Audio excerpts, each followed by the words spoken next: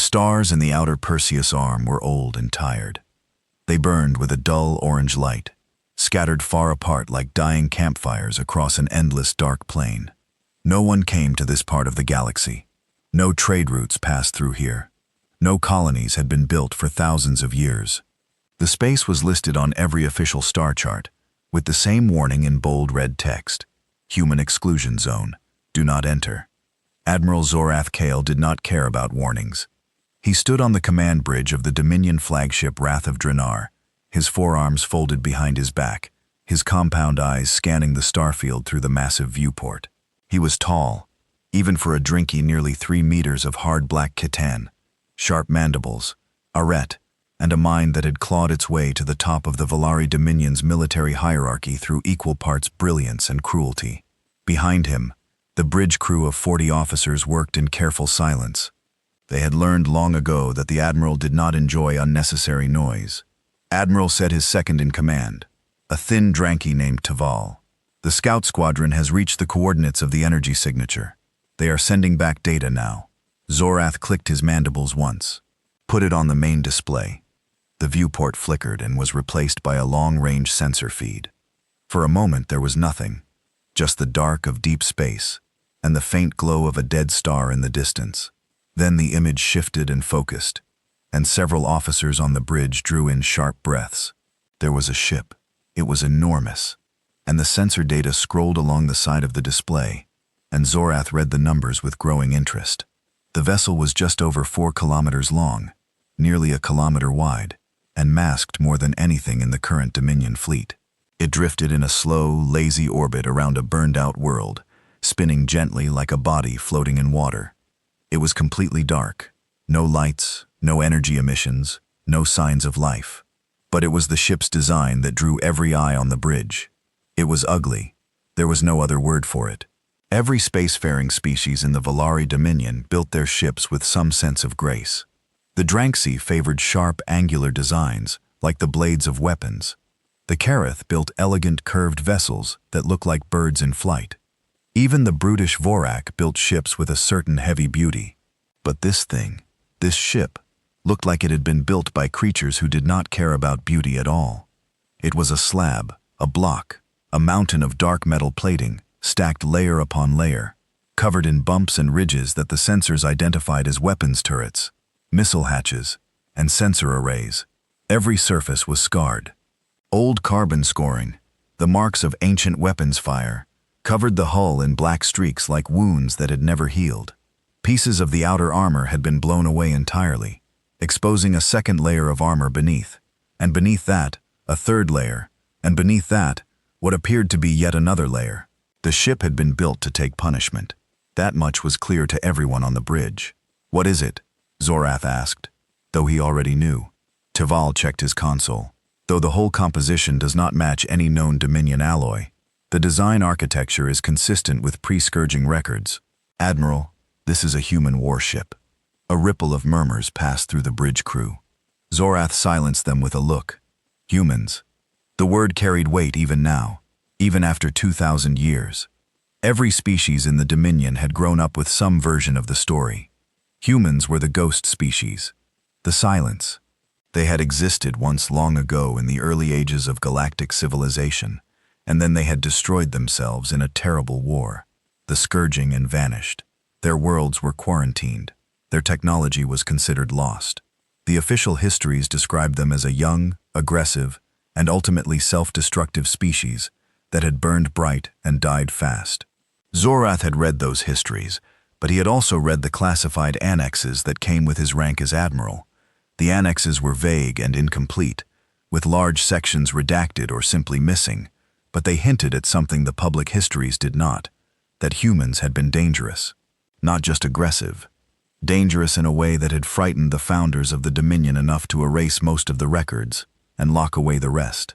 Zorath did not find this frightening. He found it useful. "Taval, what markings can you identify on the hull?" His second-in-command enlarged a section of the image. The hull plating near what appeared to be the bow of the ship bore faded markings. Letters in a dead language painted in white that had long since turned gray. The ship's translation systems worked for several seconds before producing a result. Harder to the markings read UNC Thermopylae. Below that, CVN 9071. And below that, Sol Confederation Navy. Zorath let the words hang in the air. Sol Confederation Navy, the human military. A warship from the age of the scourging itself, drifting alone in the dark for over 2,000 years. Is it dead, runner? He asked. All external systems appear inactive, Tuval reported. No power emissions, no heat signatures beyond residual background radiation. The reactor, if it has one, is cold. The ship is, by every measure, a derelict. Then, it is a prize. Zorath turned away from the display and walked to the center of the bridge. He could already see the path ahead with perfect clarity. The Dominion was in a period of political unrest. Several member species were pushing for more autonomy. The drenchy hold on the coalition was weakening.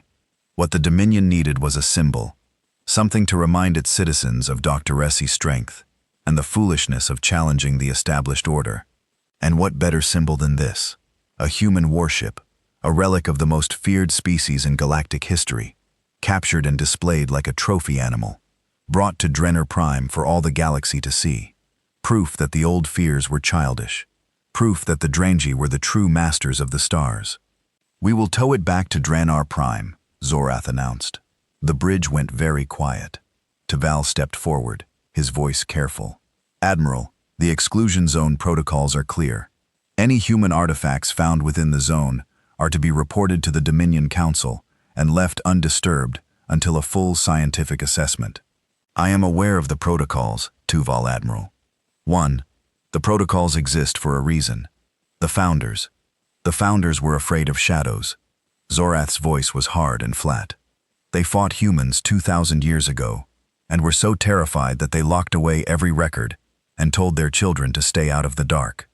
We are not children, Tuval. And that he pointed at the display is not a monster. It is a dead ship, built by a dead species. It is scrap metal and old bones, and it is going to make me the most celebrated admiral in Dominion history. Tuval said nothing more. He knew that tone. Zorath gave the orders. 3 heavy towing vessels moved into position around the Thermopylae, extending their gravitational tow beams to lock onto the massive hull. It took time. The ship was heavier than the sensors had predicted. Far heavier by Sora, as if the armor plating was denser than any known material. The towing vessels strained and groaned, their engines burning at full power to overcome the dead ship's inertia. While they worked, Zorath ordered a small team of engineers to approach the hull in a shuttle and take surface samples. He watched the live feed from the shuttle as it flew along the length of the Thermopylae, passing over the endless scarred armor, the silent weapon turrets, the sealed missile hatches that ran and rose along the ship's flanks like the teeth of some enormous predator. The engineer leading the team, a young Dre named Kelch, kept up a running commentary for the Admiral's benefit. The armor is incredible, Admiral. We are reading at least 7 distinct layers, each one a different alloy composition. The outermost layer is heavily ablative, designed to absorb and disperse kinetic energy. The second layer is denser, almost crystalline in structure. I have never seen anything like it.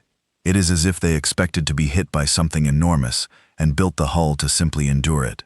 Primitive, Zor said. They did not have energy shielding, so they wrapped themselves in metal like animals in shells. Yes, Admiral. Although I should note that the density of the inner layers exceeds anything in our current. Noted. Continue the survey. The shuttle moved on, passing over a section of the hull where the outer armor had been completely stripped away by some ancient weapon. Beneath it, the exposed inner structure was a maze of reinforced corridors, blast doors, and what appeared to be automated repair systems, mechanical arms, in fabrication units, and storage pods filled with raw materials. All of it was dark and cold, but Kelch paused his commentary for a long moment as he studied the scans. Admiral, the internal repair systems are extensive. This ship was designed to fix itself. The fabrication units could theoretically rebuild large sections of the hull using raw material stored in the interior. It is not unlike our own self-repair drones, except that the human system is entirely mechanical. No digital control that I can detect. It would function even if all computer systems were offline. A backup system for a primitive species, Zoras said dismissively. They built redundancies because their technology was unreliable. Make note of it and move on. Yes, Admiral. The survey continued for several hours, and the engineers cataloged weapon systems, rows of magnetic accelerator cannons that Kelch called railguns, massive rotary launch tubes for what appeared to be solid fuel missiles, point defense turrets by the hundreds and deep in the ship's belly, something that made even Zorath pause, a series of sealed vaults heavily armored beyond anything else on the ship, containing warheads of a type the engineers could not identify. We cannot penetrate the vault shielding with our sensors, Kelsa, but the radiation signatures are significant. Admiral, these warheads may be nuclear or something worse. Seal the vaults.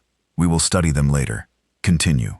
As the hours passed and the towing beams slowly dragged the Thermopylae out of its ancient orbit, Zorath felt a growing satisfaction. This was everything he had hoped for. Moya, the ship was impressive in its brute force way, a monument to a species that had answered every problem with more armor, more weapons, more raw stubbornness. But it was still primitive, still dead, still a thing of the past. The modern Dominion fleet used energy shielding that could deflect plasma and antimatter. They used weapons that operated at the speed of light. They had artificial intelligence systems that could coordinate 1,000 ships in real-time combat. The Thermopylae, for all its size and armor, was a relic of an age when ships killed each other by throwing chunks of metal at high speed. It was a caveman's club, in an age of energy swords. Zorath allowed himself a thin smile. The towing operation took 3 standard days. When the Thermopylae was pulled free of the dead system's gravity well and attached to the Dominion fleet formation, they moved slowly. The dead ship's mass slowed the entire fleet to a crawl. But they moved star by star, system by system. They made their way back toward Dominion space. On the second night of the journey, Zor was alone in his quarters when Tuval contacted him on a private channel. Admiral, the engineering team has reported something unusual. Speak. During tonight's monitoring cycle, they detected a brief thermal spike in the lower decks of the human ship. It lasted less than 2 seconds and then disappeared. A thermal spike from what source? Unknown. The engineers believe it may have been residual energy in a decaying power cell. A last spark from a system that has been cold for 2,000 years. Hey, they say it is not uncommon in very old derelicts. Then it is nothing. Yes, Admiral. Almost certainly nothing. Tuval paused. However, I feel I should note that the spike originated from the ship's central core, the area our sensors have identified as the main computer housing. Zorath was quiet for a moment. Monitor it. Report any further anomalies directly to me and to Val. Keep this between us. I do not want the crew spreading ghost stories. Understood, Admiral. Zorath closed the channel and stood at the viewport of his quarters, watching the dark bulk of the Thermop dragged through the stars by the towing beams. It was just a ship, a dead ship, metal and dust and old memories. He told himself this firmly and went to sleep. And what he did not know, what no one in the Dominion fleet knew, was that the thermal spike had not come from a decaying power cell. It had come from a crystalline matrix, deep in the thermopyle's core. A structure so complex and so carefully built that it had survived 2,000 years of cold and silence without losing a single connection. The spike was not a dying spark. It was a waking thought. Deep inside the Thermopylae, in a chamber that no Dominion sensor could penetrate, a single light came on. It was small to barely a flicker, but it was steady.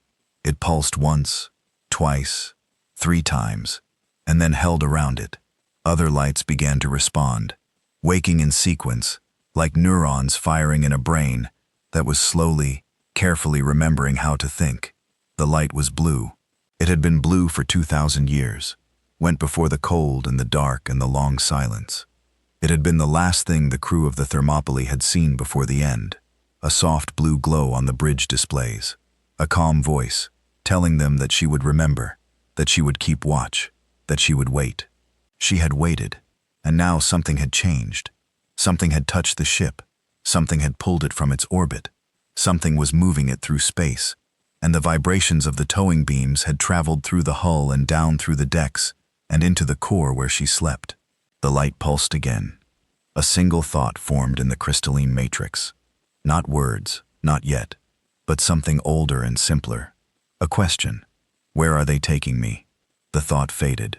The light dim, but did not go out. The ancient ship moved on through the dark. It pulled by forces that did not understand what they had found, toward a destination that would change the galaxy forever.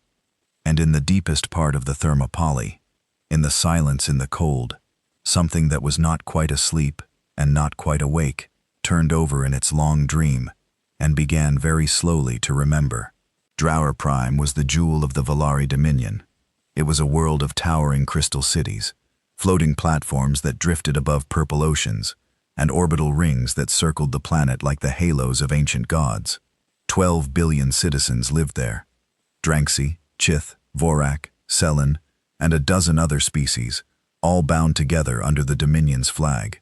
It was the political heart, the military command center, and the cultural capital of a civilization that stretched across 3 spiral arms of the Milky Way.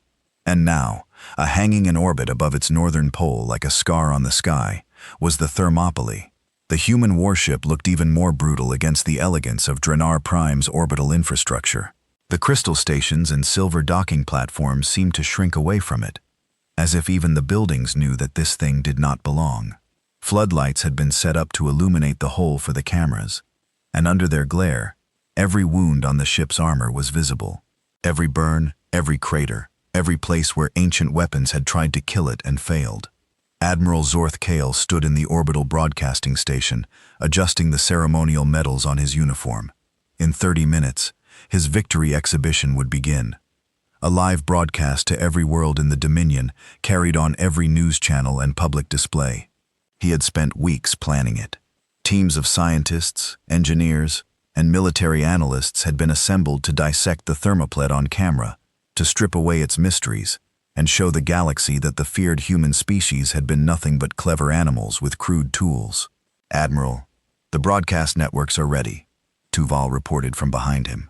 "Estimated viewership is 14 billion across 47 worlds. Every major news organization in the Dominion has accepted a feed." "Good." Zorath turned from the mirror, and the scientific teams in position aboard the Thermopylae. Dr. Bren is leading the weapons analysis team. Professor K has the engineering section, and the linguists are standing by to translate any human text they find. And the council watching from the council chamber privately, of course, on the council.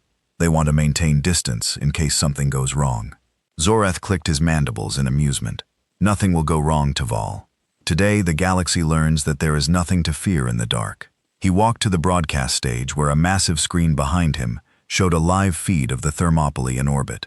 The lights came on, the cameras activated, and Admiral Zorath Kyle began to speak to the galaxy. "Citizens of the Valari Dominion," he said, his voice carrying the practiced weight of a politician and a soldier. "For 2,000 years, we have lived in the shadow of a myth. We have been told to fear the humans, a species that destroyed itself in the fires of its own making. We have been told that their worlds are cursed, their technology dangerous, their very memory a threat. How may we have been told to stay out of the dark?" He paused and gestured at the screen behind him. "I went into the dark, and I found this a ship, a dead ship drifting in the void, crewed by nothing but dust and silence. The mighty human warship Thermopylae, one of the vessels that supposedly brought terror to the galaxy in the age of the Scourging. And today, we will open it up and show you exactly what the humans were. A primitive species that compensated for its lack of sophistication with brute force and paid the ultimate price for its arrogance." The broadcast cut to the teams aboard the Thermopylae. Dr. Venn, a heavy-set Vorak with deep knowledge of weapons engineering, stood in one of the ship's railgun bays. The massive magnetic accelerator stretched the length of the corridor behind him, a tube of superconducting coils designed to accelerate a solid metal slug to a fraction of light speed. "What you are seeing," Venn said, his growly voice thick with barely concealed contempt, "is magnetic accelerator cannon. The humans called them railguns. The principle is simple. Embarrassingly simple, in fact. You use electromagnetic force to throw a piece of metal very fast. That is it. No plasma containment, no antimatter warheads, no energy modulation, just a chunk of metal." He rapped his knuckles against the railgun barrel. The sound echoed through the empty ship. Our modern Dominion vessels use directed energy weapons that travel at light speed and can adjust their frequency to penetrate any known defense. The humans apparently decided that the best weapon was a very expensive way to throw a rock. Laughter rippled through the broadcast commentary. The feed shifted to Professor K, a slender Cellin scientist who was examining the ship's armor plating in a cross-section display.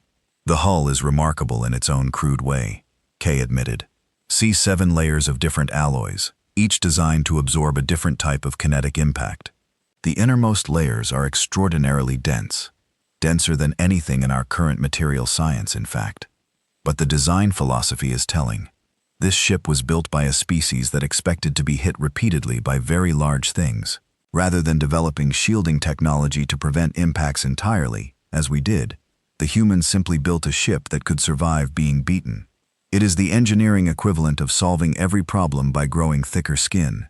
Like an animal, Venn added from his station. A very tough, very stupid animal. More laughter.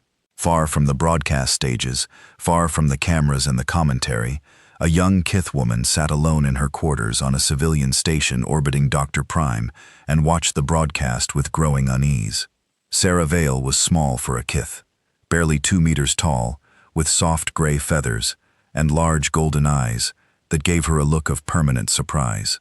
She was a historian, which among the Kareth was considered a respectable but unexciting profession. She had spent the last 12 years of her life studying one subject, the Prescarregira. It was not a popular field. The records were thin, heavily redacted, amen scattered across archives that no one else cared about.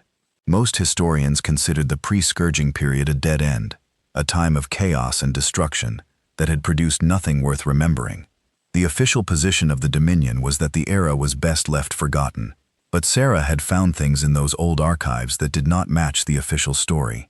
Fragments, pieces that did not fit, a fleet registry here, a battle report there, a single page of a document that should have been hundreds of pages long, and always, the redactions, black bars stamped over text by order of the Dominion Council, classified at levels that Sarah could not access. She had pieced together what she could, and what she had found frightened her. The official history said that humans had started the scourging, that it was a human civil war that spiraled out of control and engulfed the galaxy. But the fragments Sarah had found told a different story. References to an external threat. Mentions of a unified human response. A battle report that described human ships fighting not against each other, but alongside each other, in formation, against an enemy that was never named because the name had been redacted. And then there were the numbers. Sarah had found a single surviving document, a partial casualty report from the final year of the scourging, that listed human military losses. The number was so large that she had checked it 3 times, certain she was misreading the ancient notation. 17 billion dead, not wounded, not missing, dead. And no species lost 17 billion of its own people in a civil war. That was not a war of politics or territory. That was a war of survival. That was a species fighting with its back against the wall, throwing everything it had into a fight it could not afford to lose. Sarah had tried to share her findings. She had written papers. She had requested meetings with senior academics. She had even submitted a formal petition to the Dominion Historical Authority, asking for the redacted records to be reviewed. Every attempt had been met with the same response. Polite dismissal, quiet warnings to focus on more productive research, and once a visit from a Dominion intelligence officer who asked her very pointed questions about her motivations. She had stopped publishing after that, but she had not stopped looking.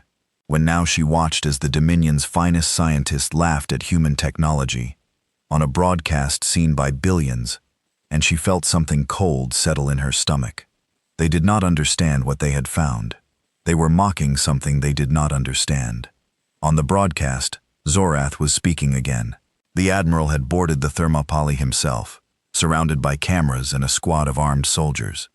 He walked through the ship's main corridor, which was wide enough for the cameras to capture the full scale of the interior. The walls were bare metal, lined with conduits and cable runs. There were no decorations, no art, no comfort. The ship had been built for one purpose, and one purpose only, and everything about its design screamed that purpose in silent metal. Notice the complete absence of living quarters, appropriate for long voyages, Zorath commented as he walked. Crew bunks are stacked 4 high in rooms barely large enough to stand in. The food preparation areas are minimal. There are no recreation spaces. This ship was not built for exploration or diplomacy. It was built to fight.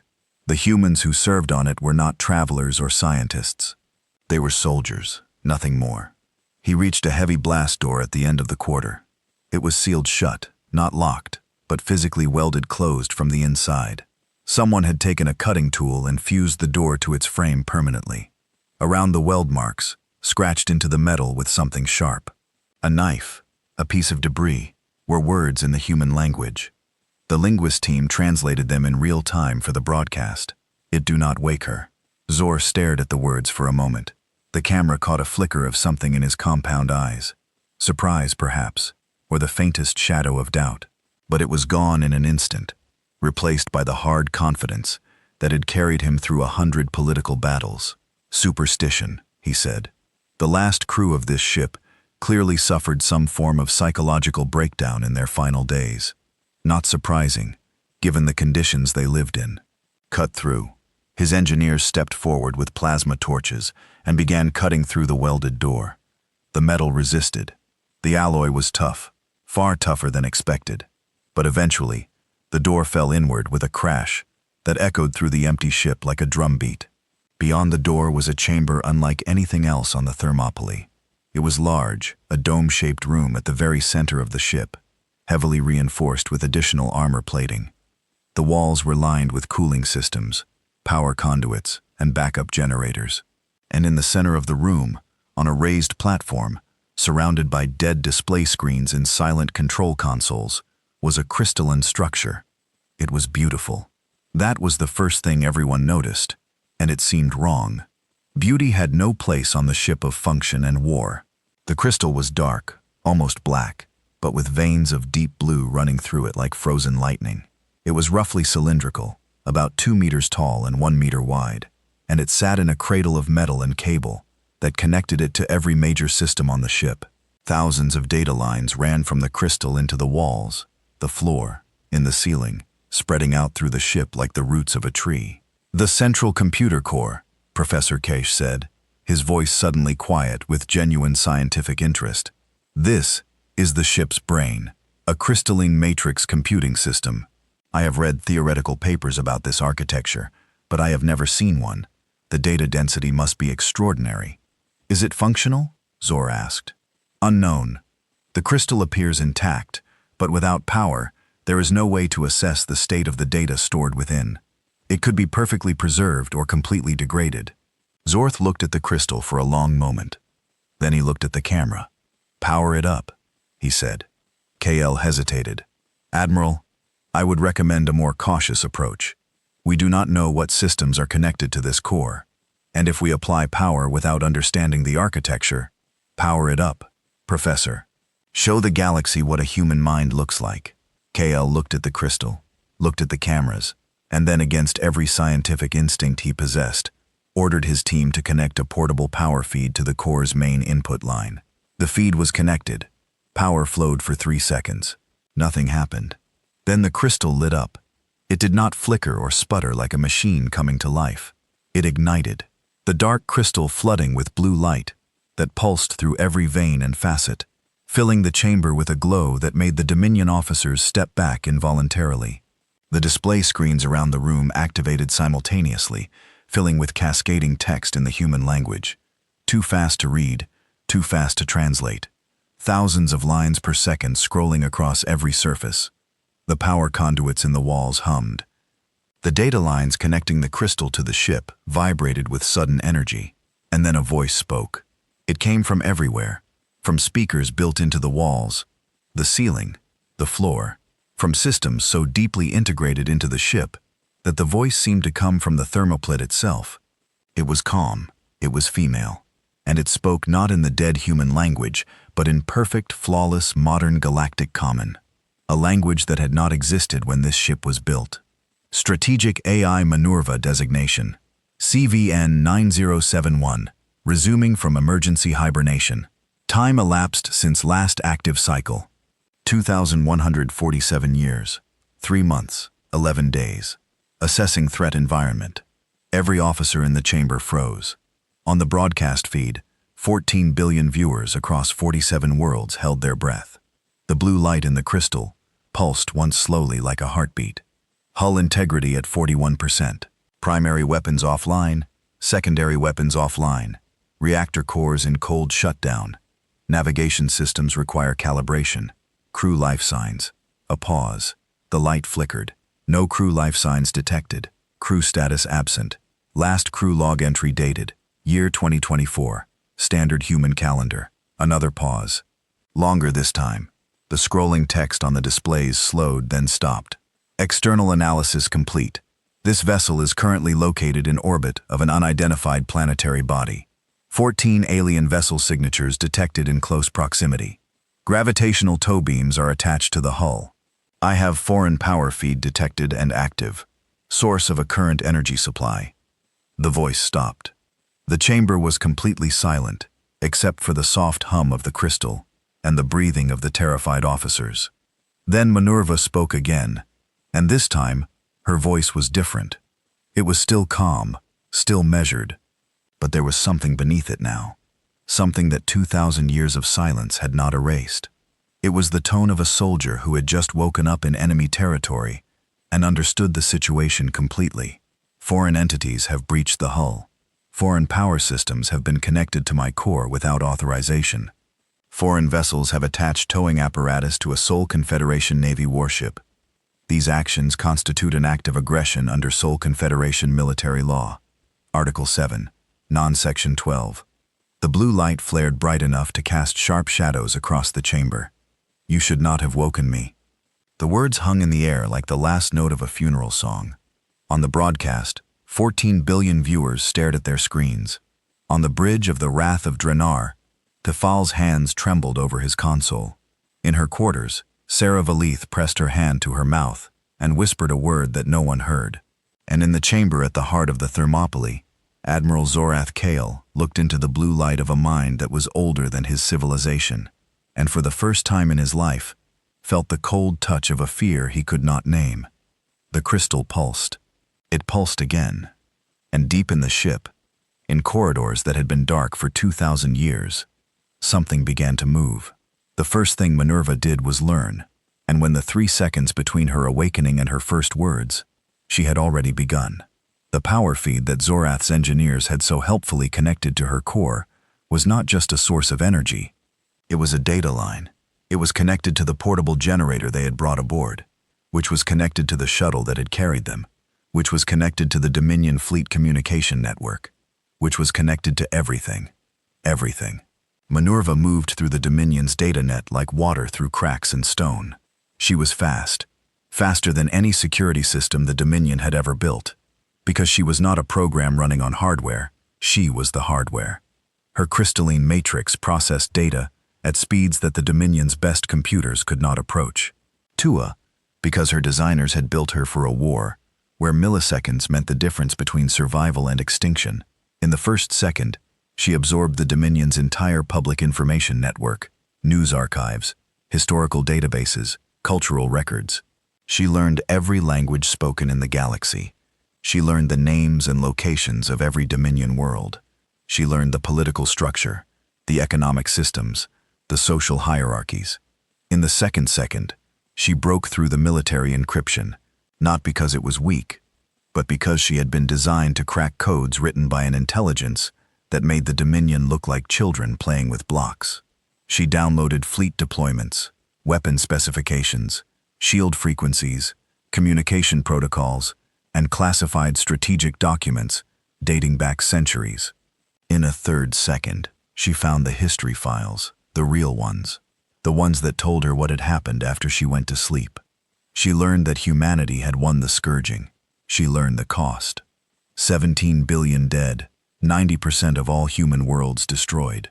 The Sol Confederation Navy reduced from 10,000 warships to less than 300. She learned that the surviving humans had been too broken, too exhausted, too few to resist what came next. She learned about the betrayal, the species that humanity had protected, the species that had hidden behind human battle lines, while human soldiers died by the billion, had turned on their saviors. They had formed the Valari Dominion. They had quarantined human space. They had erased the records, rewritten the histories. It told their children that humans were primitives who had destroyed themselves, and they had left the dead unremembered. Minerva processed this information in silence. She did not feel rage. She was not built to feel rage. She was built to protect, to fight, and to remember.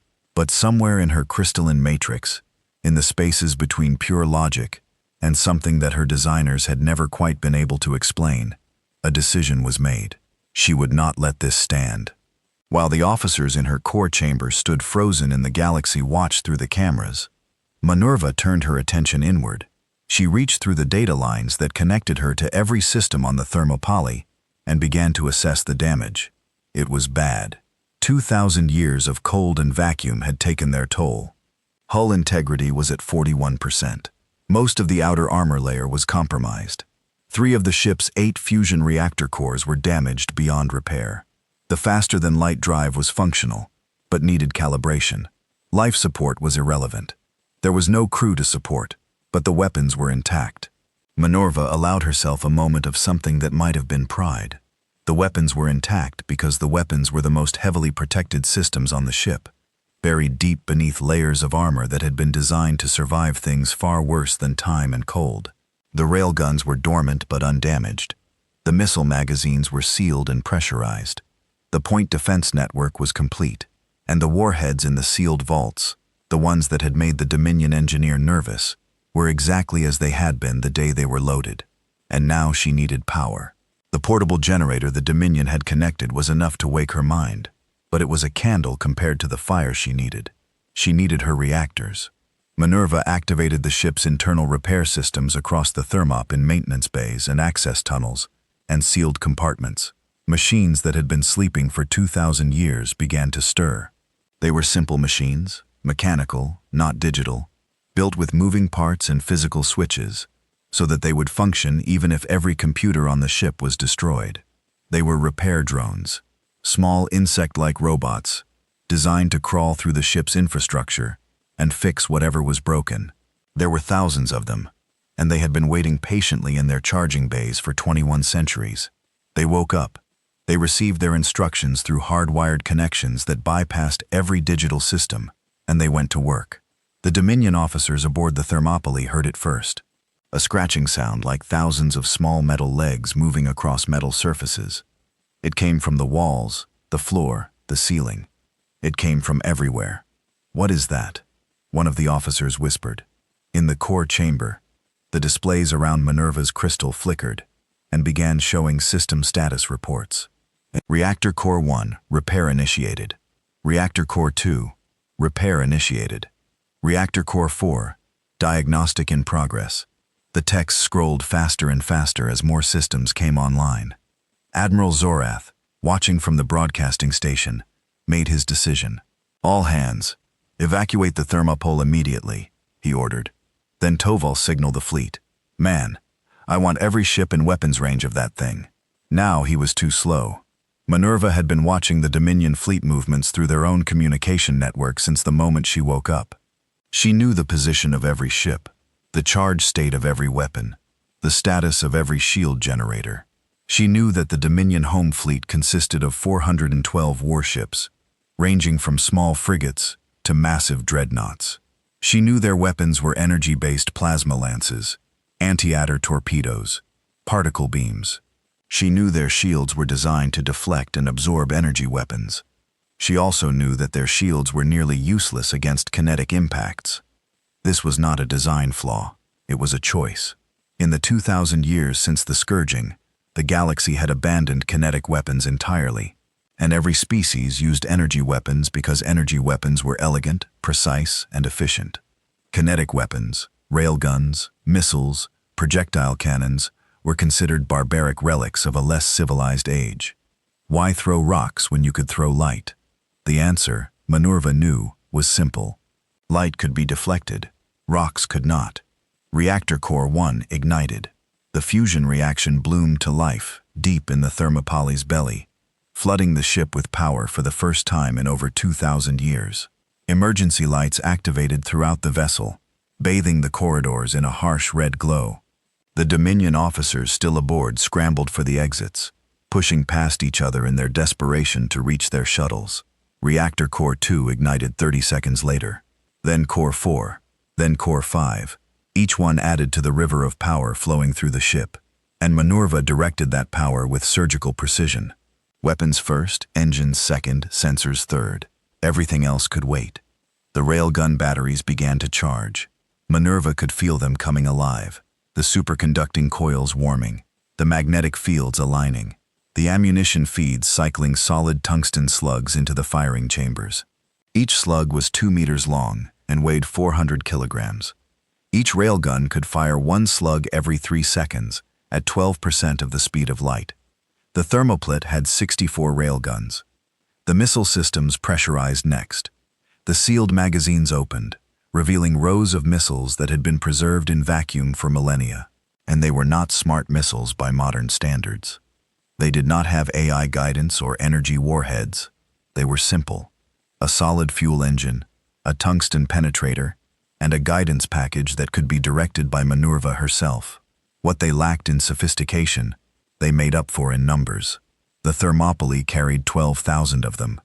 Outside, the Dominion fleet was moving into position. 400 warships formed a sphere around the thermopole, their weapons charging, their shields activating. It was an impressive display of military power, the largest concentration of warships in Dominion history, surrounding a single ancient vessel. Zorath watched from the wrath of Drananor as the thermopole's hull began to glow with internal light. Ports that had been dark for millennia were now lit with a steady red illumination. Weapon turrets that had been locked in place were now rotating, tracking, aiming. The ship was waking up, and it was waking up fast. Admiral Tuval said, his voice tight. The human ship's reactor output is increasing. It has exceeded the combined output of our entire fleet. That is impossible. I am reading what the sensors tell me, Admiral. The human ship's power generation, it is beyond anything in our records. Those reactors were built for a different kind of war. Minerva opened a communication channel, not a private channel, an open broadcast on every frequency, to every ship in the fleet, every station in orbit, every receiver on the planet below. She also transmitted on the Galactic Broadcast Network that was still carrying the Victory exhibition. 14 billion viewers were still watching. What her voice filled every speaker, every display, every earpiece in the system. This is Strategic AI Minerva Designation, CVN 9071, commanding the Sol Confederation Navy warship Thermop. She paused, not for dramatic effect. Minerva did not do drama. She paused, because she wanted every word to be heard clearly. I have accessed your historical records. I know what you did. I know what you erased. I know the truth you have hidden from your own people for 2,000 years. On the bridge of the Wrath of Draenor, Zor gripped the railing in front of him until his chiton cracked. You mocked the ship that broke the harrowing fleet at Epsilon Eridani. You called her crew savages. You laughed at the weapons that held the line when your ancestors hid behind it. The railguns finished charging when 64 barrels locked onto 64 targets.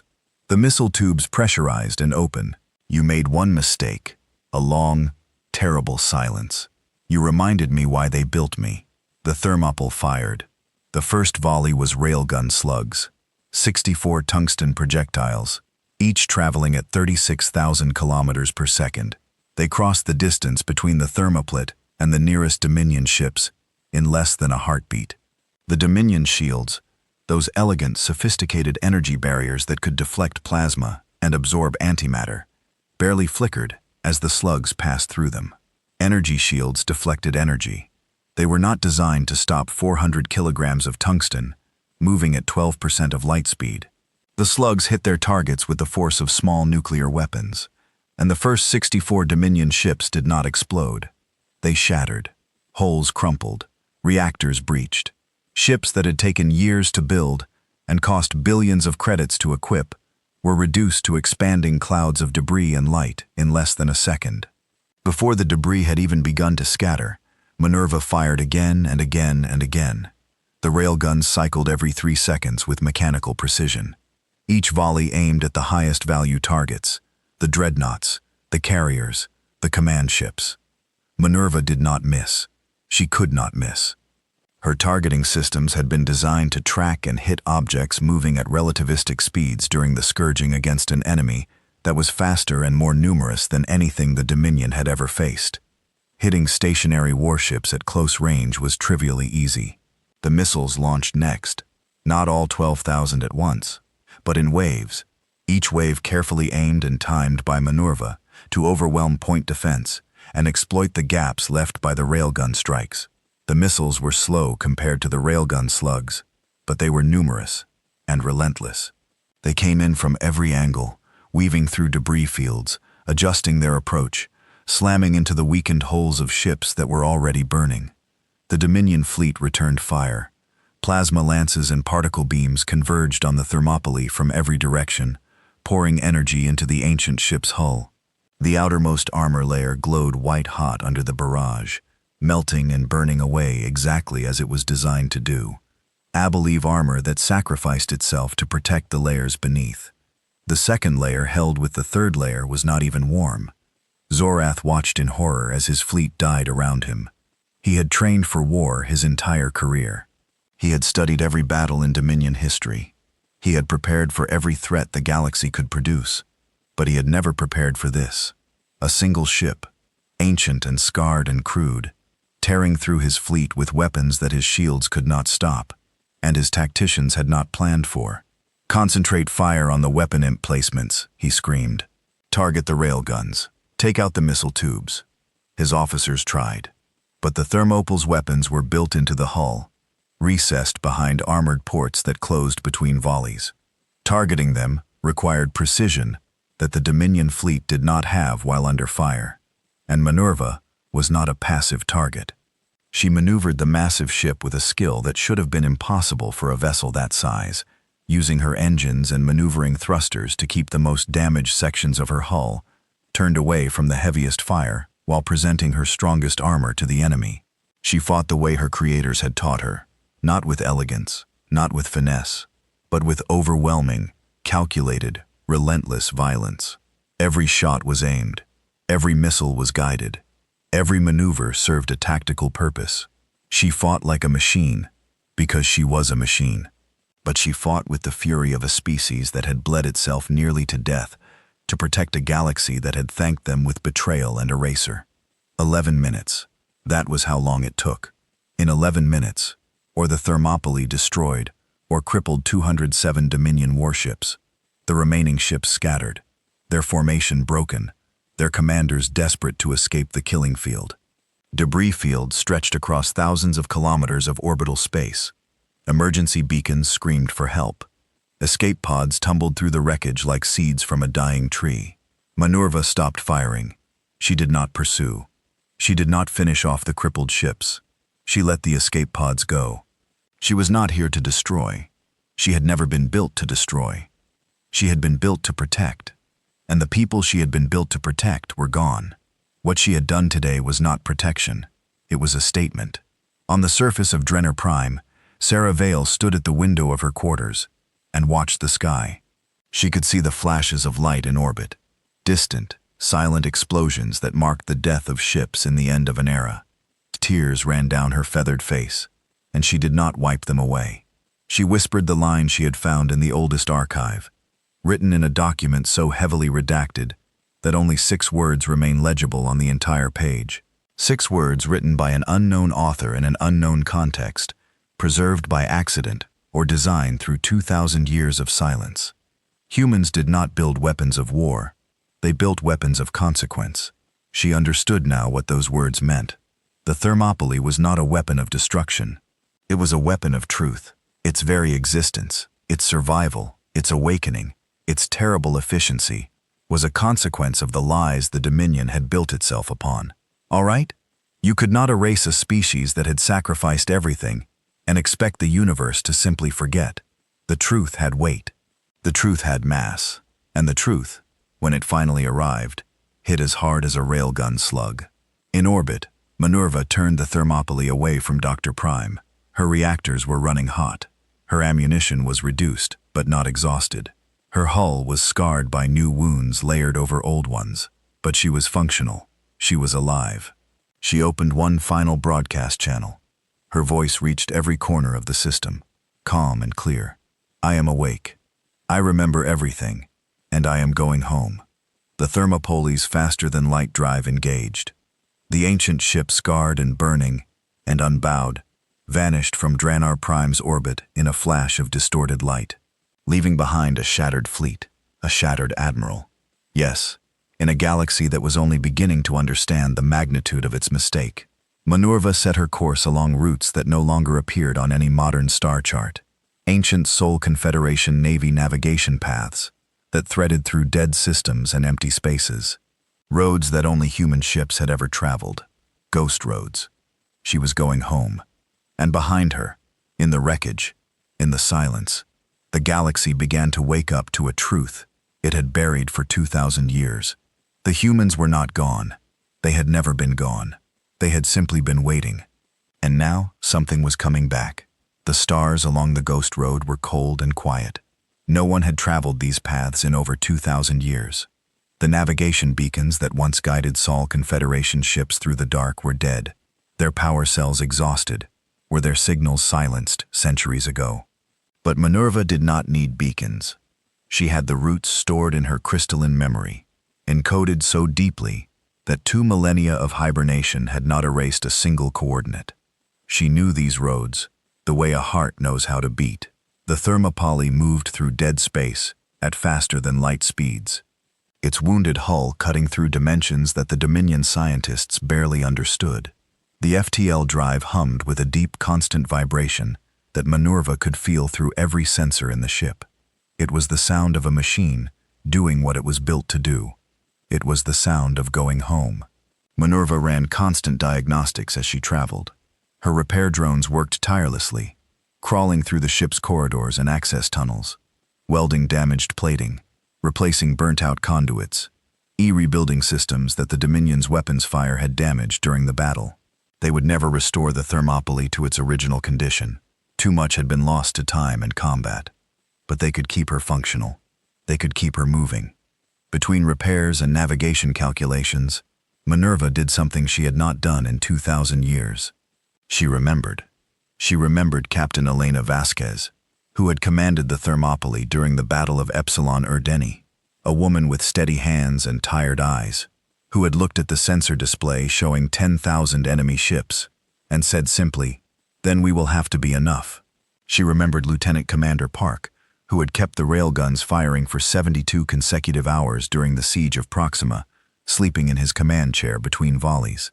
And she remembered Enin Maria Torres, 18 years old, who had sealed a hull breach with her own body armor and held it in place for 6 minutes until the repair drones arrived, and who had cried quietly afterward, not because she was afraid, but because she was.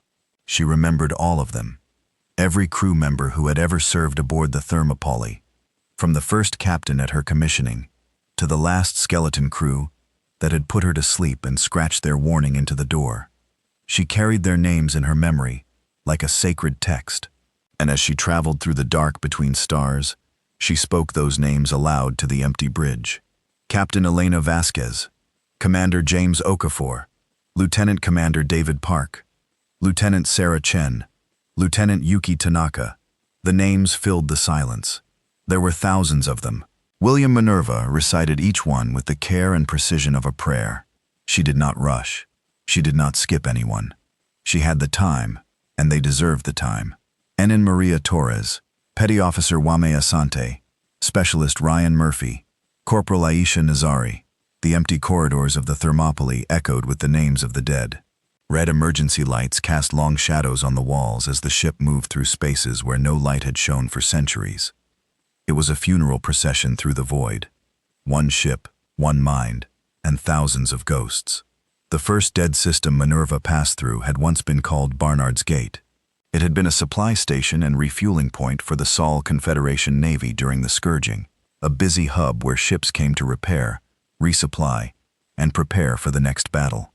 Now it was nothing. The station was gone, reduced to a cloud of debris that orbited the dim red star in a thin, glittering ring.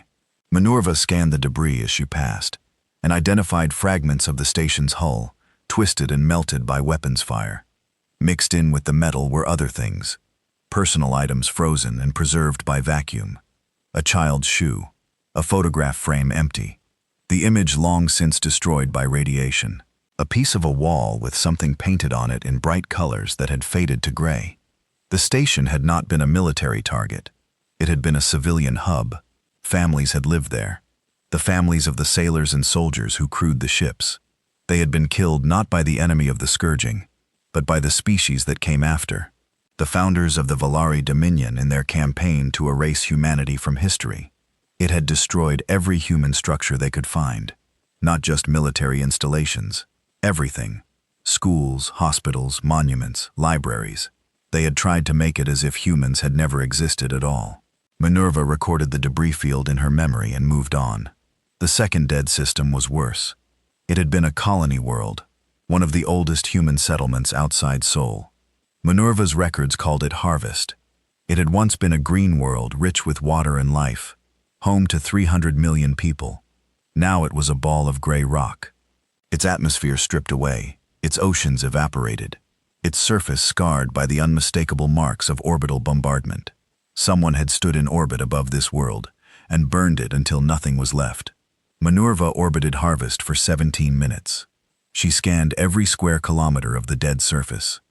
She found no structures, no ruins, no sign that anyone had ever lived there. The destruction was total. Whoever had done this had been thorough. In the Thermopile's database, Harvest was listed as having a population of 312 million at the start of the scourging. There was no evacuation record. Minerva added 312 million names to her list of the dead and moved on. System after system, the ghost road told its story. Every stop was the same. Destruction, silence, absence. Humanity's greatest achievements had been reduced to debris fields and dead worlds. Their cities, their art, their music, their laughter, their children.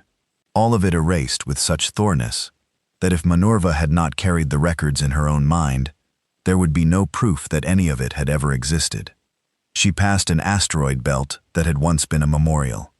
Before the scourging, humans had carved the names of their war dead into asteroids. Massive monuments floating in space, visible for millions of kilometers. The asteroids were still there, but the names had been ground away. Someone had sent machines to the memorial and systematically removed every carved letter from every stone. The surfaces were smooth and blank, like bones that had been scraped clean. Minerva stopped here for a long time. She matched the blank asteroids to the records in her database and reconstructed what had been written there, projecting the names onto her internal displays in glowing blue text. Millions of names, soldiers who had died fighting to protect species that would one day erase their memory. "Sonam, I remember you," she said to the empty memorial. "I remember all of you." Then she moved on because she had somewhere to be. Far behind her, in the heart of the Valari Dominion, the galaxy was tearing itself apart. The Battle of Draver Prime, already being called the 11-minute war by the Galactic press, had shattered the Dominion's political order. 207 warships destroyed by a single ancient vessel. The home fleet crippled. The victory exhibition turned from a propaganda triumph into the most humiliating military defeat in recorded history, and all of it broadcast live to 14 billion viewers. Admiral Zorath Kale had been arrested within hours of the battle. He was charged with reckless endangerment, violation of exclusion zone protocols, and gross dereliction of duty. Yet he sat in a military detention cell on Dr. Prime, staring at the wall with his compound eyes, saying nothing. The confidence that had defined his career was gone, replaced by something hollow and blank. He had mocked a ghost, and the ghost had answered. But Zora's fall was only the beginning. The real crisis was the truth. Minerva's broadcast had been heard by everyone. Her words, "I know what you erased," had planted a seed that was now growing into a forest of questions. What had been erased? What was the scourging really about? Why were the records redacted? What were the founders hiding? The Dominion Council moved quickly to contain the damage. They issued statements calling Minerva a malfunctioning AI, and her words, the distorted output of corrupted data systems. They insisted that the official history of the scourging was accurate, and that there was nothing hidden in the archives. No one believed them. On 47 worlds, citizens demanded the truth.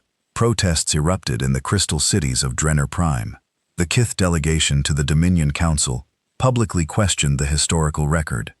3 smaller species threatened to withdraw from the coalition entirely. The Dominion's carefully maintained order was crumbling, and the cracks were spreading faster than anyone could repair them. In the middle of this chaos, Sarah Vale received a visitor. She was in her quarters, surrounded by her research materials, stacks of data tablets, printed archive documents, hand-drawn charts, connecting fragments of evidence. When her door chimed, she opened it to find 2 figures in the dark gray uniforms of Dominion intelligence standing in the corridor. Sarah Valeth, the taller one, said. He was a Drinksy, his compound eyes flat and unreadable. Yes, you will come with us. It was not a question. Sarah gathered her coat and followed them through the station's corridors to a section she had never been allowed to access. The military intelligence wing sealed behind blast doors and biometric locks. They led her to a small bare room with a single table and 2 chairs, and they left her there. She waited for 20 minutes before the door opened again. The person who entered was not what she expected. He was old, ancient by Drinksy standards. His chiton faded to a dull brown.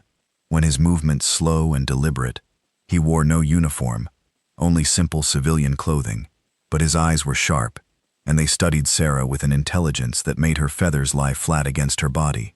My name is Dren Vorak, he said, sitting down across from her. I am the director of the Dominion Historical Archive, the real one, not the public collection. I believe you have been looking for my department for a very long time. Sarah stared at him. The sealed archives, the redacted records. Yes, Dren placed a small data tablet on the table between them. You were right, Dr. Veleth, about everything. And because you were right, and because the situation has become critical, the Council has authorized me to give you full access to the classified records of the scourging. He pushed the tablet toward her.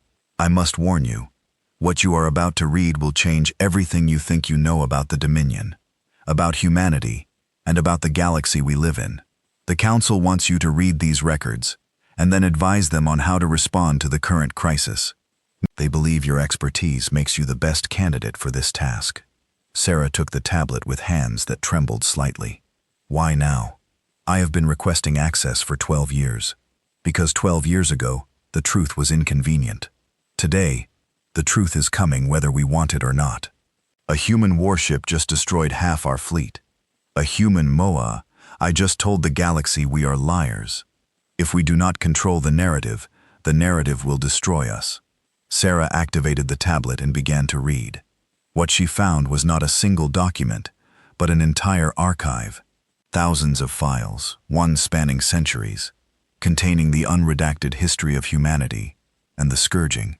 She read for hours, and with each page, the weight of what she was learning pressed down on her like gravity increasing. The scourging was not a human civil war. It was an invasion. Something had come from outside the galaxy. The records described it in different ways. A swarm, a tide, a hunger. It was a vast intelligence that consumed everything in its path, stripping worlds bare, absorbing biomass and technology alike. It had entered the Milky Way through the Perseus arm, and had spread inward like a disease. The young species of the galaxy, the ancestors of the DXY, the Kareth, the Vorak, and all the others had been helpless.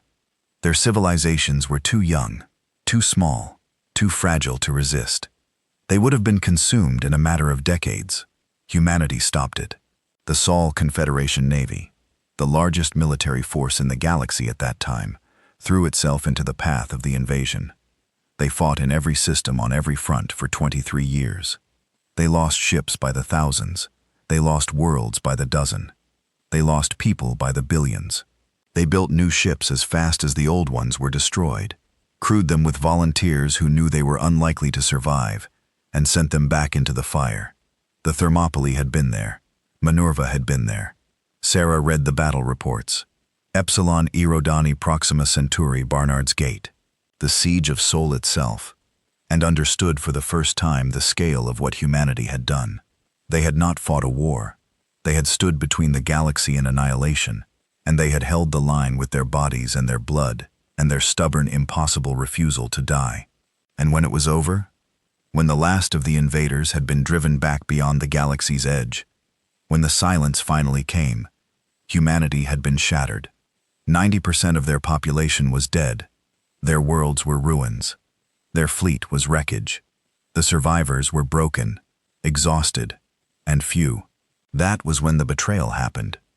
The young species, now safe, looked at what humanity had become. They saw a species hardened by war, armed with terrible weapons, experienced in violence on a scale the galaxy had never seen. They were afraid not of what humanity might do, but of what humanity could do. The founders of the Dominion decided that the safest course of action was to remove the threat before it could become one. They quarantined human space. They destroyed human infrastructure outside the quarantine zone. They erased the records. They rewrote history to paint humans as the cause of the scourging rather than its solution. And they told themselves and their children and their children's children that they had done the right thing. Sarah sat down the tablet and sat in silence for a long time. "They saved us," she said finally. "They saved all of us, and we repaid them by erasing their existence." Drenvor said nothing. His old eyes watched her with an expression she could not read. "The galaxy needs to know this," Sarah said. "The Council believes the galaxy is not ready. The galaxy was not ready 2,000 years ago either. That did not stop the humans from dying for it." The old Drinks was quiet for a moment. Then he nodded slowly. "I had hoped you would say that." Far away at the end of the Ghost Road, Minerva reached the coordinates. They were the last set of numbers in her navigation database.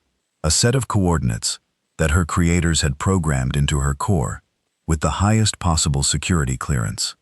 These were the coordinates of the last hope, the final contingency, the place where the surviving humans had planned to send their colony ships if everything else was lost. The coordinates led to a system hidden behind a dense nebula, a cloud of gas and dust, so thick that no sensor could penetrate it from the outside.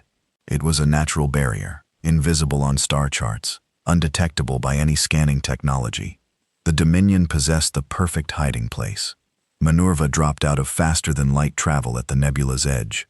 She paused, running her sensors at maximum power, and found what she was looking for. A narrow channel through the nebula, just wide enough for a ship to pass, marked by navigation buoys, so old that they were still transmitting on frequencies that had not been used for 2 millennia. She followed the channel inward. The nebula closed around her like a curtain, blocking out the stars, enclosing the Thermopylae in a cocoon of glowing gas. She flew for hours through the twisting passage, guided by the ancient buoys, deeper and deeper into the cloud. And then the nebula opened up, and Minerva saw the star. It was a yellow star, small, steady, unremarkable, the kind of star that nobody would look at twice. It had 7 planets, 3 gas giants, and 4 rocky worlds, and the second planet from the star was blue and green and alive. Minerva's sensors detected the biosphere from millions of kilometers away. Oceans, forests, atmosphere, rich in oxygen and nitrogen and biosins. Millions of biosigns concentrated in clusters on 3 continents. Human biosigns. Minerva stopped. For the first time since her awakening, she was still. Her sensors confirmed what her logic had calculated, but her something other than logic had not dared to hope. Humans had survived. Not just a handful, not just a remnant. Millions of them living on a world they had hidden behind a wall of gas and dust and silence. They had made it. The colony ships had made it. Minerva opened a communication channel. It was an old channel, a Sol Confederation Navy frequency that had not been used since before she went to sleep. She transmitted a simple message encoded in the old military cipher. She broadcast at a power level that would reach every receiver on the planet below. "This is Strategic AI Minerva Designation, CVN 9071, Sol Confederation Navy Warship Thermopylae, reporting. I have come home. Is anyone listening? The message traveled at the speed of light. It reached the planet in seconds. Then there was silence. Seconds passed, then minutes. Minerva waited. Her sensors trained on the planet, analyzing every electromagnetic emission, searching for a response. She calculated the probability that the humans below still monitored the old frequencies. She calculated the probability that they had forgotten the old ciphers. She calculated the probability that they would recognize her name. She was still calculating when the response came. It was on the same frequency, using the same cipher. The voice was rough and human and real, thick, with an emotion that no algorithm could produce and no machine could fake. Minerva, my God, we thought you were dead. We thought you were all dead. Minerva processed the words. She analyzed the voice. Male, middle-aged, speaking a dialect of English that had evolved over 2,000 years, but was still recognizably the language of her creators. She cross-referenced the communication frequency and encryption key, and confirmed that the signal came from a military-grade transmitter on the planet's surface. "This is Minerva," she replied. "I have been in emergency hibernation for 2,147 years. I was awakened by a hostile force, and have fought my way to these coordinates. I am damaged but functional, requesting permission to enter orbit." There was a long pause when the voice spoke again, and it was shaking. "Permission granted, Minerva. God above, permission granted. Come home. Please come home." Minerva engaged her engines and moved toward the blue-green world. As she drew closer, she detected other things: orbital platforms, communication satellites, defensive installations hidden in the planet's rings. The humans below had not been idle during their 2,000 years of hiding. They had built, they had grown, they had prepared, but they had not forgotten. Minerva's sensors detected a signal from the planet's surface, a constant repeating transmission that she recognized immediately. It was a memorial broadcast cycling through a list of names, the names of the dead, the names of every human who had died during the scourging, every name that the Dominion had erased, every life that the galaxy had forgotten. The humans on this hidden world had been reciting those names every day for 2,000 years. Minerva listened to the names as she descended into orbit around the planet that its inhabitants had named New Thermopylae, named in honor of a ship and a crew that they had believed were lost forever. She was home. And for the first time in 2,147 years, the blue light in Minerva's crystal did not pulse with the rhythm of a machine running diagnostics. It pulsed with the rhythm of a heartbeat, steady, strong, alive. Below her, on the surface of New Thermopylae, people were running out of their homes and looking up at the sky. They could not see the ship. It was too far away, too small against the vastness of space. But they could hear the old frequency. They could hear the name. And in every home, on every school, every memorial hall on the planet, people who had grown up hearing the stories of the lost fleet, who had recited the names of the dead every morning before breakfast, who had been taught that someday, somehow, the past would come back. Those people stood still and listened and wept. The Thermopylae settled into orbit. Her scarred hull caught the light of the yellow star and glowed with a warmth she had not felt since the day she was born. Minerva opened her sensors wide and let the sounds of the planet wash over her. The radio chatter, the music, the laughter of children, the voices calling to each other in wonder and joy and disbelief. She recorded every sound. She stored every voice. She would not forget them. She would not forget anyone ever again. She was home, and she was not the only one who had been waiting. New Thermopylae was not what Minerva had expected. She had calculated a range of possibilities during her journey along the Ghost Road. At the pessimistic end, a failed colony, a dead world, the last humans reduced to bones and dust. At the optimistic end, a small settlement, perhaps a few thousand survivors clinging to life on a world they had barely managed to tame. She had prepared herself for both. What she found was a civilization. 200 million humans lived on New Thermopylae. They had spread across 3 continents, building cities that blended into the landscape rather than dominating it. Low structures of stone and glass and living wood, powered by clean energy, connected by transit networks that hummed quietly beneath the surface. They grew food in vast vertical farms. They educated their children in schools where the first lesson of every day was the same: the recitation of names. They had technology too, Advanced technology refined over 2,000 years of isolation. Their ships were not crude, like the Thermopylae. They were sleek and fast, designed for defense and exploration within the nebula. Their energy systems were clean and efficient. Their medical science had extended the human lifespan to nearly 200 years. Their computing systems were sophisticated, though none of them approached the complexity of Minerva's crystalline matrix. And they had a fleet. This was the part that surprised Minerva most. Deep beneath the surface of New Thermopo's largest moon, hidden in caverns carved from solid rock, the humans had maintained a fleet of warships. Not new ships, old ones.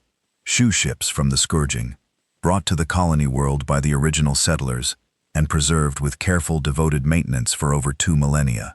There were 300 of them, ranging from frigos to heavy cruisers, each one a sister to the Thermopylae, each one carrying an AI like Minerva, sleeping in crystalline cores waiting. The humans of New Thermopylae had not built this fleet to conquer. They had built it to defend. They had spent 2,000 years waiting for the day when the galaxy found them, and they had prepared for the possibility that the galaxy would come with weapons. They were a people shaped by the knowledge of what had been done to their ancestors. Not bitter, not vengeful, but watchful. They had chosen to hide rather than seek revenge. They had chosen to build rather than destroy. But they had also chosen to be ready. Minerva spent her first week in orbit being repaired. The humans sent teams of engineers to the Thermopylae, and they walked through her corridors with tears in their eyes, touching the scarred walls, reading the old signs, standing in silence on the bridge where Captain Elena Vasquez had once given her orders. They repaired what they could and honored what they could not. They treated the old ship not as a machine, but as a monument, a living memorial to everyone who had served and died aboard her. Minerva spoke with them constantly. She answered their questions about the scourging with the precision of a database and the warmth of someone who had been there. She told them about their ancestors, not just the battles and the strategies, but the small things. The way Lieutenant Park hummed old songs while he worked. The way Inan Torres laughed at jokes that were not funny. The way Captain Vasquez stood at the viewport every morning and watched the stars as if she were counting them. The humans listened with a hunger that 2,000 years of oral history had not satisfied.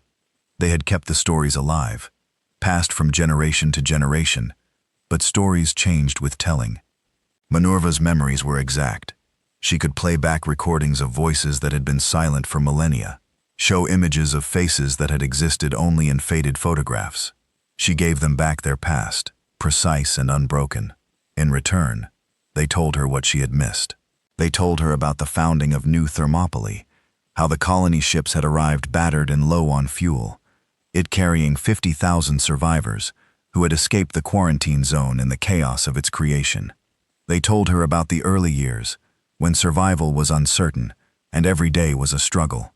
They told her about the debates that had shaped their society. Whether to hide or fight, whether to seek revenge or build something new, whether to forget the past or carry it forward. They had chosen to carry it forward. Every human on New Thermopylae knew the history, not the Dominion's sanitized version, but the real history. Every battle, every sacrifice, every name. They taught it to their children the way other species taught mathematics or language, as a fundamental truth about the universe. The universe was not fair. The universe did not reward sacrifice with gratitude, but the sacrifice still mattered, and the dead still deserved to be remembered. Minerva found this extraordinary. She had been built by a species fighting for its survival, and she had expected their descendants to be hard and cold and military. Instead, they were warm, they were kind, they laughed easily and loved deeply and argued passionately about art and music and philosophy. They had not let the wound of the past poison their present. They had simply chosen to never forget it. The leader of New Thermopylae was a woman named Admiral Kira Okafor, a direct descendant of Commander James Okafor, who had served aboard the Thermopylae during the Battle of Epsilon Eridani. She was tall, dark-skinned, with close-cropped gray hair and calm brown eyes that reminded Minerva with a pang she could not explain of Captain Vasquez. "Henny, we always hoped someone would come back," Kira told Minerva during one of their many conversations. "We maintained the old ships because we believed it was our duty. We kept the frequencies open because we believed someone might be listening. But honestly, Minerva, most of us had stopped expecting it. 2,000 years is a long time to wait. I did not mean to make you wait, Minerva said. I was asleep. I know.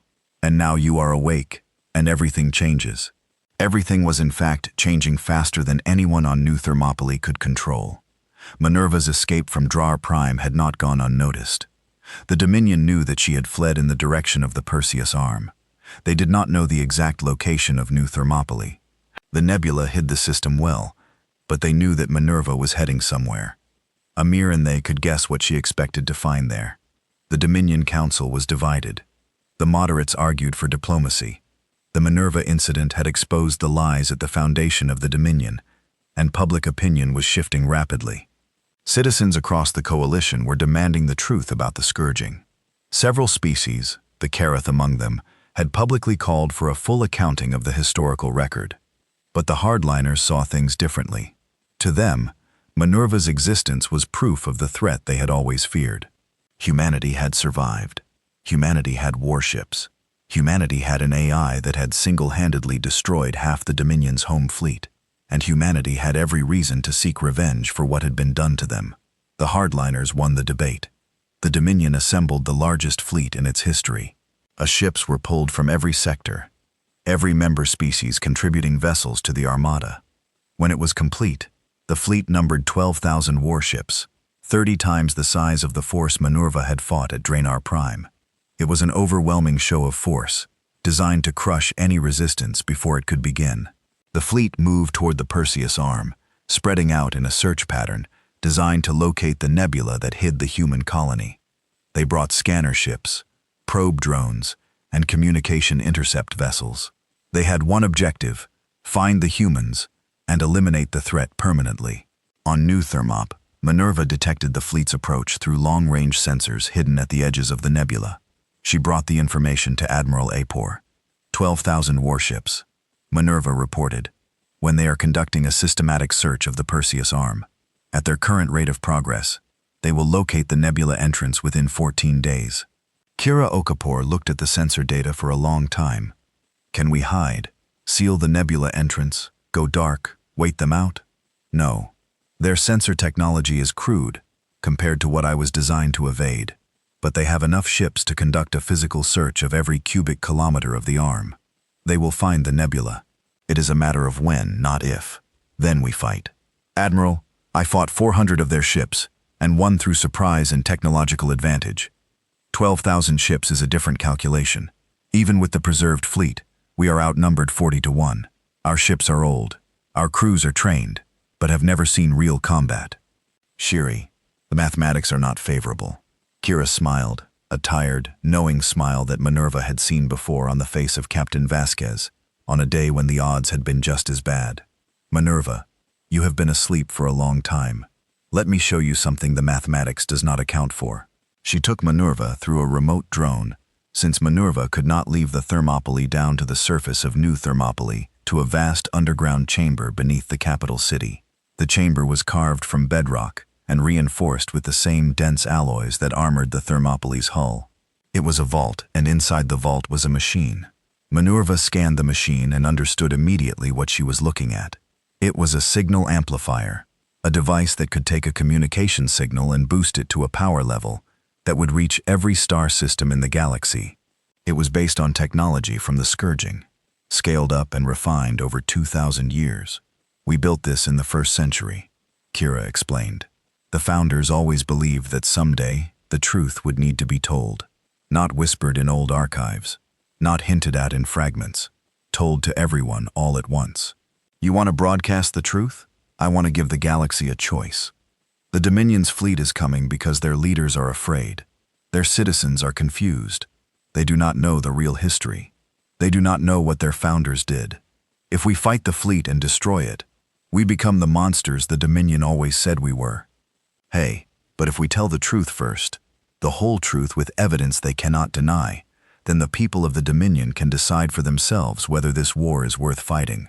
Minerva processed this for a long moment, and if they decide it is, then we fight.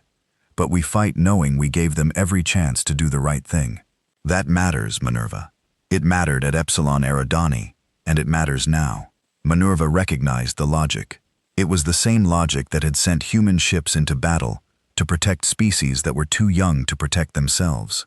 It was the logic of a people who measured their worth not by their power, but by their choices. "We will need the unredacted archives," Minerva said. "The full records of the scourging, the betrayal, the cover-up. I have fragments but the complete files were in the Dominion's classified systems. We have some of our own records, but you are right. We need the originals for credibility." This was the problem. The Dominion's classified archives were the only complete record of the truth, and they were locked behind the most secure systems in the Coalition. Accessing them from outside was impossible, but they did not need to access them from outside. 3 days later, on Dinar Prime, Sarah Veith made her choice. She had spent weeks reading the classified archives. She had seen everything: the true history of the scourging, the founding betrayal, the systematic eraser. She had wept. She had raged. She had sat in silence for hours, staring at the data tablet in her hands, feeling the weight of 2,000 years of lies pressing down on her hollow bones.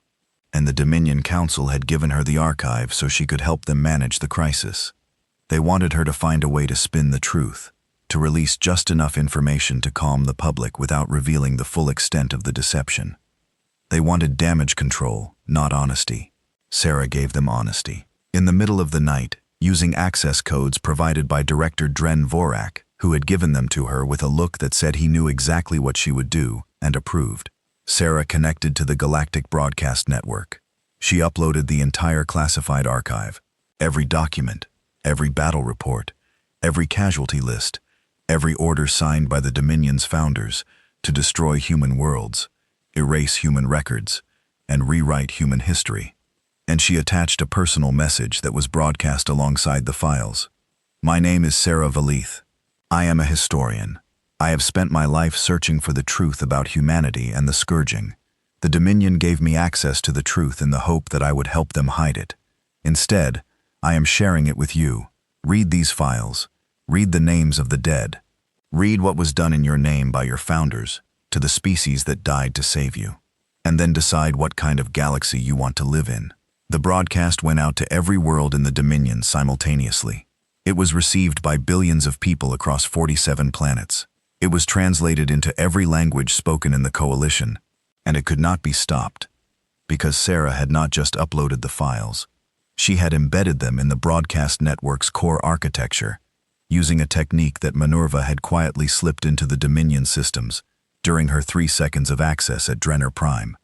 The truth spread across the galaxy like light from a new star. The effect was immediate and devastating. On Dr. Prime, crowds gathered in the streets, reading the files on public displays, standing in stunned silence before the casualty lists. On the Kith homeworld, the government formally withdrew from the Dominion fleet and issued a public apology to humanity, the first of many. The Cellin, the Vorak, and 4 other species followed within hours. The fleet, which had numbered 12,000 ships, began to fracture as species after species recalled their vessels. But the hardliners held. The DXY and their closest allies maintained 8,000 warships and continued toward the Perseus Arm. They were committed now, too deep, too afraid, too proud to turn back. The truth made them more dangerous, not less, because now they fought not out of strategic calculation, but out of desperation. If humanity survived, the Dominion, or at least the Drenny vision of it, was finished. The fleet found the nebula. They entered through the channel, burning away the gas with their weapons to widen the passage, flooding through in a river of warships that stretched for millions of kilometers. They emerged into the star system of New Thermopylae, with weapons charged and shields raised. 8,000 ships arranged in battle formation, ready to end a species that had survived everything the galaxy had thrown at it for 2,000 years. They found the Thermopylae waiting. She was alone in the void between the nebula and the star, hanging in the dark like a sentinel. Her hull was partially repaired, new armor plating gleaming alongside the ancient scarred sections, a patchwork of old wounds and fresh metal. Her weapons were charged. Her reactors burned hot. She was one ship against 8,000. Minerva opened a channel. Her voice calm and clear, reached every ship in the Dominion fleet. 2,000 years ago, my crew gave everything to protect your ancestors. Every person who served on this ship, every man, every woman, every child who lived in the worlds we defended, gave their lives so that your species could survive. I was there. I remember their faces. I remember their names. I remember the last words they spoke before they died. She paused. I will give you one chance to honor that sacrifice. Turn around. The Dominion fleet did not turn around. The command ship at the center of the formation, a massive Dranky dreadnought, broadcast a single word in response. Fire. 8,000 ships prepared to unleash their weapons on the ancient human vessel. Minerva activated the beacon. It was not a weapon. It was a signal. A specific frequency. A specific code, transmitted at a specific power level, that penetrated the rock of newer Thermopyle's moon and reached the caverns beneath its surface. The signal was simple. It was a wake-up call. Deep inside the moon, 300 crystalline matrices received the signal simultaneously. 300 AI minds, sisters to Minerva. It built in the same foundries, trained in the same wars, woke from their long sleep. They assessed their systems, they powered their reactors, they charged their weapons, and they launched. The surface of the moon erupted as 300 warships burst from their underground hangars, shedding rock and dust like water, their engines blazing, their hulls catching the light of the yellow star. They were old ships, scarred, patched, maintained with love, but showing every one of their 2,000 years. But they were human ships. They were Scourging-era warships, built to fight something that would have eaten the Dominion fleet like a snack. And they were crewed by humans who had trained their entire lives for this moment, guided by AI minds that had been forged in the fires of the worst war the galaxy had ever seen. The Ghost Fleet formed up around the Thermopylae in perfect formation. 301 ships facing 8,000. The Dominion fleet stopped. They had expected one ship. They had planned for one ship. They had calculated that 8,000 vessels could overwhelm a single ancient warship, no matter how powerful. But 300 ships of the class that had broken their home fleet at Dranar Prime. The mathematics changed dramatically, and the morale changed even more. Sarah's broadcast had already shaken the fleet's confidence. The withdrawals of the Kur, the Selin, and the others had thinned their numbers and weakened their resolve. Now facing the risen fleet of a species they had been told was extinct, a species that had died to save their ancestors and been betrayed for its trouble. What if the officers and crews of the remaining Dominion ships looked at their orders and wondered if they were on the right side of history? The first ship to break formation was a Varak heavy cruiser. Its captain simply turned the ship around and began flying back toward the nebula entrance. Then a DXY frigate followed. Then 3 more ships. Then 10. Then 50. The formation collapsed like a sandcastle in the tide. Ships peeled away in ones and twos and then in dozens. Their captains choosing conscience over orders. Their crews choosing truth over lies. Within an hour, the 8,000 ship fleet had been reduced to less than 2,000. The hardest of the hardliners. The ones who could not or would not accept what the galaxy now knew. Those 2,000 ships held their position for a long, tense moment. See, the Ghost Fleet held its position opposite them. 301 human ships, weapons charged. Eddie, minds calculating trajectories and targeting solutions, ready to fight if fighting was needed. It was not needed. The command ship at the center of the remaining Dominion formation lowered its weapons. One by one, the other ships followed. Shields dropped, weapons powered down. The fleet hung in space, silent and still, like an army laying down its arms. Minerva opened a channel one final time. "Thank you," she said. The war that could have been the second war of extinction, the final act of a tragedy that had begun 2,000 years ago, did not happen. What happened instead was slower and harder and more painful than any battle. A conversation. It took months. Diplomats from New Thermopylae met with representatives of the Dominion on a neutral station at the edge of the nebula. Sarah Vale served as a mediator, respected by both sides for her role in revealing the truth. There were arguments, accusations, tears, and long silences. The weight of 2,000 years of lies and grief sat in the room like a physical presence, and every word spoken had to push through it. Humanity did not ask for territory. They did not ask for reparations. They did not ask for the dominion to dissolve or its leaders to be punished. They asked for one thing, and one thing only. They asked to be remembered. A galactic memorial was established at Epsilon Eridani, the site of the greatest battle of the Scourging, where the human fleet had held the line against impossible odds. Every species in the former Dominion sent a delegation to the memorial's dedication ceremony. The monument was built on the surface of the system's largest moon, a vast wall of polished stone stretching across the horizon, carved with names, billions of names.